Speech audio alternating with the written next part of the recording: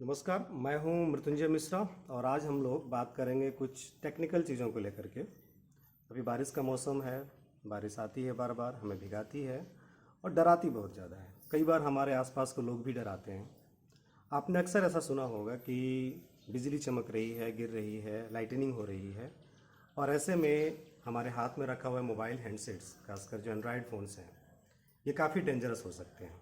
ये मैं नहीं कह रहा हूँ, ये हमारे आसपास के लोग अक्सर कहते हैं और आपको भी ज़रूर टोका गया होगा इसके लिए। तो आज हम बात करेंगे कि क्या ये फ़ोन आपके लिए डेंजरस हो सकता है या नहीं, विथ फैक्ट। ठीक है। इस टेक्नोलॉजी को समझने से पहले थोड़ा सा हम लाइटनिंग को समझें कि लाइटनिंग या बिजली का चमकना होता क्या है। एक साधारण भाषा में हम जाने तो जब बादलों की परतें एक दूसरे से रब करती हैं, घिसती हैं, तो वो अपोजिटिवली चार्ज हो जाती हैं। असर ये होता है कि ये दोनों ही क्लाउड्स के जो टुकड़े हैं वो अपोजिट तरीके से चार्ज हो जाते हैं और हमारी अर्थ जीरो पोटेंशियल पर होती है। बीच की जो हवा की बेल्ट है ये इंसुलेशन का काम एक लिमिटेड स्तर तक ही कर पाती है। ठीक है। और जब ये ज़्यादा हद तक चार्ज्ड हो जाती है तो बीच में एक स्पार्क होता है जिससे कि ये पूरी की पूरी इलेक्ट्रिक करंट हमारी धरती पर आती है, जिसे आम भाषा में लोग बिजली का गिरना कहते हैं।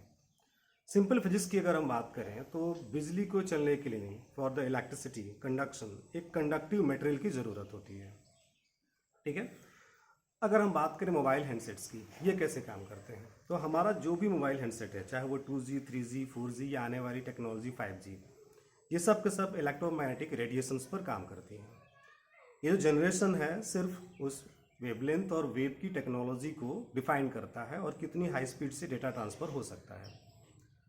इलेक्ट्रोमैग्नेटिक रेडिएशन यानी विद्युत चुंबकीय तरंगे, ये वो एनर्जी का फॉर्म है जिसको एक जगह से दूसरी जगह जाने के लिए किसी मीडियम की ज़रूरत नहीं होती। यानी कि ये बिना किसी मीडियम का एक जगह से दूसरी जगह जा सकता है, जबकि इलेक्ट्रिक करंट को पास होने के लिए एक मीडियम की ज़रूरत होती है, खासकर कंडक्टिंग मटेरियल्स की।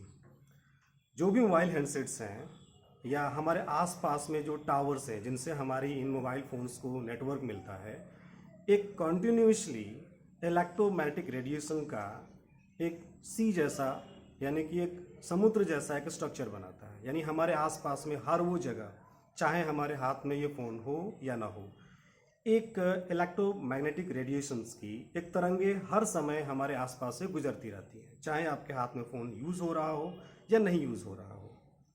दूसरी चीज़, हमारा मोबाइल हैंडसेट आपके नेटवर्क के साथ सिर्फ तभी नहीं जुड़ता जब इसको ज़रूरत होती है। एक मिनिमम एनर्जी का ट्रांसफ़र हर समय होता रहता है।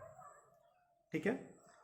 अगर हम बात करें बिजली गिरने के यानी कि लाइटनिंग होने के और इस मोबाइल हैंडसेट्स के यूज़ में क्या संबंध है, तो एक बड़ा फैक्ट यहाँ पर है कि बिल्कुल भी कोई संबंध नहीं है। ये दोनों एक दूसरे से बिल्कुल भी नहीं जुड़े हैं। ठीक है। इसको इस तरह समझिए कि चाहे आपके पास मोबाइल हैंडसेट हो या ना हो, ये रेडिएशन एक समान रूप से हमारे आसपास फैली हुई है। यानी जब लाइटनिंग होगी तो आपके ऊपर लाइटनिंग होने का यानी बिजली गिरने का या आपके आसपास की सराउंडिंग पर, आसपास की चीज़ों पर बिजली गिरने की जो चांसेस हैं, प्रोबेबिलिटी हैं, ये बिल्कुल इक्वल होंगी और इसका हमारे मोबाइल हैंडसेट से कोई लेना देना नहीं होगा। और इस तरीके से हम ये कह सकते हैं कि चाहे इस मोबाइल फ़ोन का आप यूज़ करें या ना करें, अगर आप ओपन फील्ड में हैं तो आप पर बिजली गिरने के या लाइटनिंग होने के उतने ही चांसेस हैं जितना आप मोबाइल फ़ोन यूज़ करते हैं या नहीं करते हैं।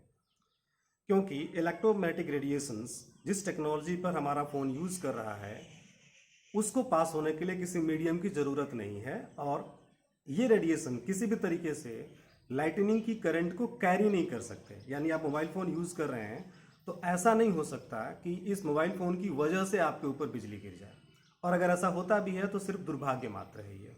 हो सकता है बहुत ऊंची जगहों पर हो, लाइटनिंग बहुत तेज़ हो रही हो, आसपास कोई ऊंचा जगह नहीं हो आपसे ज़्यादा, या अच्छा कंडक्टिंग मटेरियल नहीं मिल पाए तो बिजली आपके ऊपर गिर सकती है।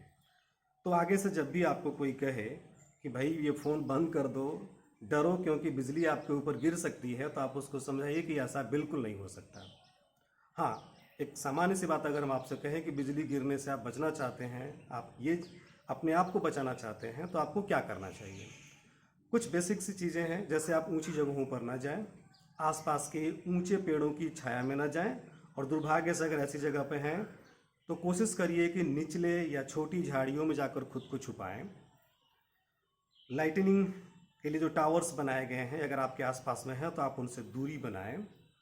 अगर आप गीली जगहों पर हैं तो सूखी जगहों की ओर जाएं। और अगर कोई चांस नहीं है, कोई चारा नहीं है, तो खुद को मुर्गे के आकार में ढाल लीजिए। आजकल गवर्नमेंट ऑफ इंडिया इस तरह की तमाम सारी सूचनाएं दे रही हैं।